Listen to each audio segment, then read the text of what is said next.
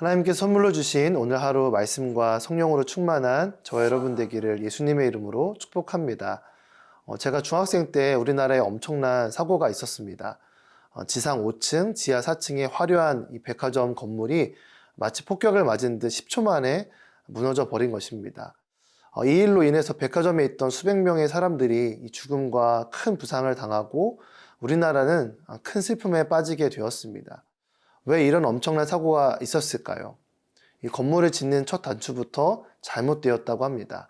원래 그 땅은 주거용 부지였으나 이 뇌물을 주고 용도를 변경해서 백화점을 짓게 됩니다.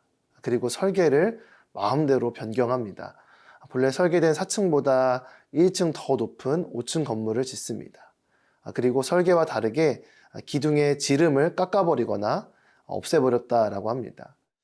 더운 여름에도 많은 손님을 맞을 수 있도록 에어컨 냉각탑을 설치했는데 이 무게가 옥상에 견딜 수 있는 하중의 4배가 넘는 87톤이나 되었다고 합니다.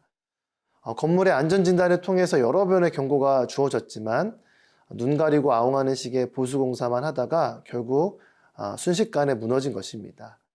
큰 사건이나 이 사고를 들여다보면 거짓과 죄악이 계속해서 이어지는 것을 보게 됩니다.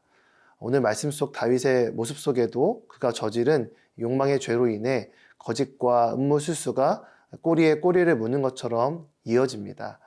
말씀에 나를 비춰보며 혹시 내가 반면교사로 삼아야 할 것은 무엇인지를 함께 찾게 되길 바랍니다.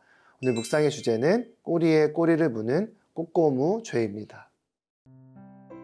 오늘의 말씀은 사무엘하 11장 14절에서 27절입니다. 이튿날 아침 다윗은 요압에게 편지를 써서 우리야 편에 보냈습니다. 그 편지에는 이렇게 쓰여 있었습니다. 우리야를 싸움이 가장 치열한 최전선으로 내보내고 너희는 뒤로 물러가 그가 맞아 죽게 하여라. 요압은 성을 포위하고는 적진에 가장 강한 용사들이 있는 곳을 알아내어 우리야를 그곳에 보냈습니다. 그 성 사람들이 나와 요압과 싸울 때 다윗의 군대에서 몇몇이 쓰러졌고 그때 햇사람 우리야도 죽었습니다.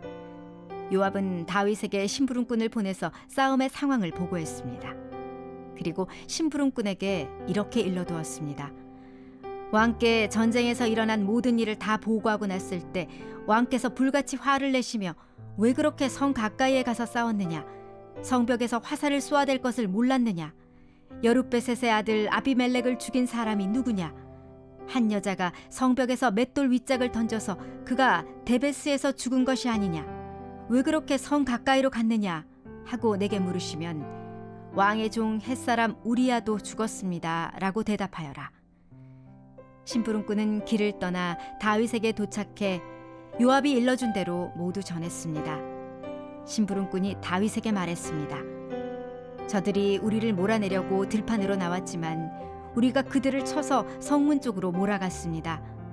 그러자 활 쏘는 사람들이 성벽에서 왕의 종들에게 화살을 쏘아댔고 왕의 군사들 몇몇이 죽었습니다. 또 왕의 종 햇사람 우리야도 죽었습니다. 그러자 다윗이 심부름꾼에게 말했습니다. 요압에게 이 일로 괴로워할 것 없다. 칼이라는 것은 이 사람도 죽이고 저 사람도 죽이는 법이다. 그 성을 더욱 맹렬히 공격해 함락시켜라 라고 말해 요압을 격려하도록 하여라. 우리아의 아내는 남편이 죽었다는 소식을 듣고 슬피 울었습니다. 슬픔의 기간이 끝나자 다윗은 사람을 보내 그녀를 자기 집으로 들였고 그 여인은 다윗의 아내가 되어 아들을 낳았습니다. 그러나 다윗이 한 이 일은 여호와께서 보시기에 악했습니다. 죄의 무서움은 꼬리에 꼬리를 무는 확장성과 포기하지 못하는 중독성이 있습니다. 다윗은 음란의 죄가 이제 또 다른 더 큰 죄로 번져갑니다. 다윗은 우리아가 집으로 가지 않은 것을 확인하자 다음날 요압에게 우리아를 전쟁의 최전선에 보내 죽게 하라고 편지를 씁니다. 요압은 다윗의 명령을 따라 진행합니다. 그는 적국의 가장 강한 용사들이 있는 곳을 알아내고 우리아를 그곳으로 보냅니다. 그리고 성 가까이 가서 싸우도록 무모한 전략을 명령합니다. 결국 우리아는 죽게 됩니다. 자신의 죄를 덮기 위해 요압마저 죄를 짓게 만드는 다윗의 악한 모습입니다. 다윗의 한 충직한 장군의 죽음에 개의치 않고 혹시 괴로워할 요압을 걱정합니다. 칼은 이 사람도 죽이고 저 사람도 죽이는 법이라며 그를 위로합니다. 다윗은 계획적으로 살해된 우리아의 죽음을 전쟁 중에 벌어진 죽음으로 말함으로써 요압에게 책임을 덜어줄 뿐만 아니라 자신의 죄마저 덮어버립니다.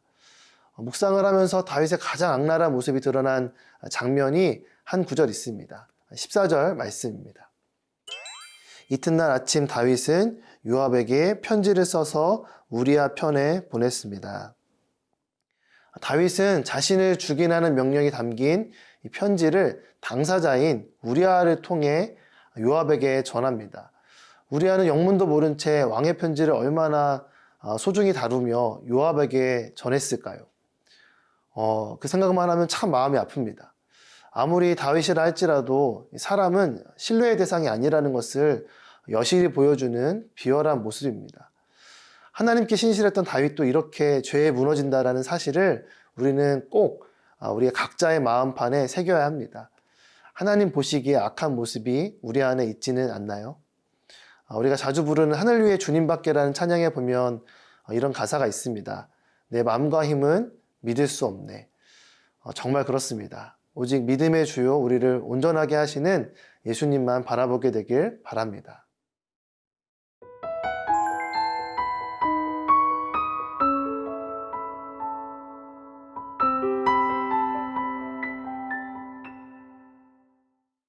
우리아의 전사 소식이 전해지자 이 밧세바는 슬피 웁니다. 아마 그녀는 이런 내막을 전혀 모르는 것 같습니다. 사람들은 몰라도 하나님은 다 아십니다. 하나님은 다윗의 잘못을 눈감아주지 않으십니다. 27절 말씀입니다. 슬픔의 기간이 끝나자 다윗은 사람을 보내 그녀를 자기 집으로 들였고 그 여인은 다윗의 아내가 되어 아들을 낳았습니다. 그러나 다윗이 한 이 일은 여호와께서 보시기에 악했습니다. 세상의 모든 진실을 아시는 하나님은 그를 똑똑히 바라보고 계셨고 그의 모습을 악하다라고 말씀하십니다. 내일 묵상할 본문에 보면 하나님은 다윗이 저지른 추악한 죄악에 대해 정확하게 징계하십니다. 다윗에게 악하다는 표현은 참 어울리지 않는 표현입니다. 어쩌다 다윗이 하나님께 이런 평가를 받게 되었을까요? 그가 처음부터 죄를 짓지 않았다면 가장 좋았을 것입니다. 하지만 그가 처음 죄를 저질렀을 때 그 연결고리를 끊지 못하자 우리아는 비참한 죽음을 맞이하게 되고 그 일에 관련된 모든 사람들이 이 죄악의 구렁텅이에 빠지게 됩니다. 가장 중요한 하나님의 마음에 못을 받는 일을 하기도 합니다. 죄는 숨기고 모른 척하고 덮는다고 해결되지 않습니다. 죄를 저질렀을 때 하나님과 사람들 앞에 고백하고 온전한 마음으로 돌이켜 회개하는 것만이 죄의 연결고리를 끊는 유일한 길이라는 것을 우리의 마음 가운데 새기기를 바랍니다. 그 마음으로 주님을 바라보며 참된 자유함을 누리는 저 여러분 되기를 바랍니다. 사랑하는 주님, 죄악의 갈고리가 자꾸 우리를 걸고 늘어지려고 할 때 예수 그리스도의 십자가의 능력으로 그 고리를 끊고 자유하게 되기를 소망합니다. 예수님의 이름으로 기도드립니다. 아멘.